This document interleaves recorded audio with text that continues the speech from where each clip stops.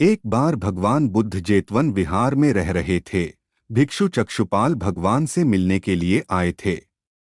उनके आगमन के साथ उनकी दिनचर्या, व्यवहार और गुणों की चर्चा भी हुई। भिक्षु चक्षुपाल अंधे थे। एक दिन विहार के कुछ भिक्षुओं ने कुछ मरे हुए कीड़ों को चक्षुपाल की कुटी के बाहर पाया और उन्होंने चक्षुपाल की निंदा करनी शुरू कर दी कि उन्होंने इन जीवित प्राणियों की हत्या की। भगवान बुद्ध ने निंदा कर रहे उन भिक्षुओं को बुलाया और पूछा कि क्या तुमने भिक्षु को कीड़े मारते हुए देखा है?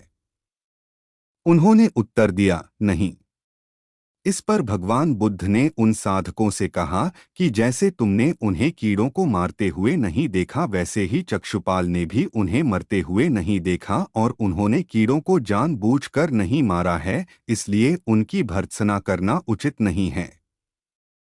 भिक्षुओं ने इसके बाद पूछा कि चक्षुपाल अंधे क्यों हैं? उन्होंने इस जन्म में अथवा पिछले जन्म में क्या पाप किए? भगवान बुद्ध ने चक्षुपाल के बारे में कहा कि वे पूर्व जन्म में एक चिकित्सक थे।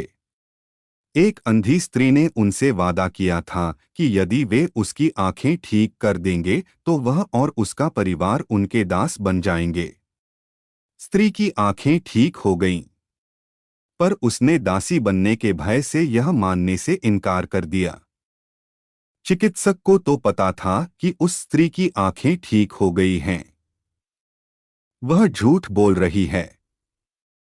उसे सबक सिखाने के लिए या बदला लेने के लिए चक्षुपाल ने दूसरी दवा दी। उस दवा से महिला फिर अंधी हो गई।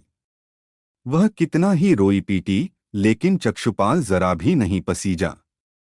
इस पाप के फलस्वरूप अगले जन्म में चिकित्सक को अंधा बनना पड़ा।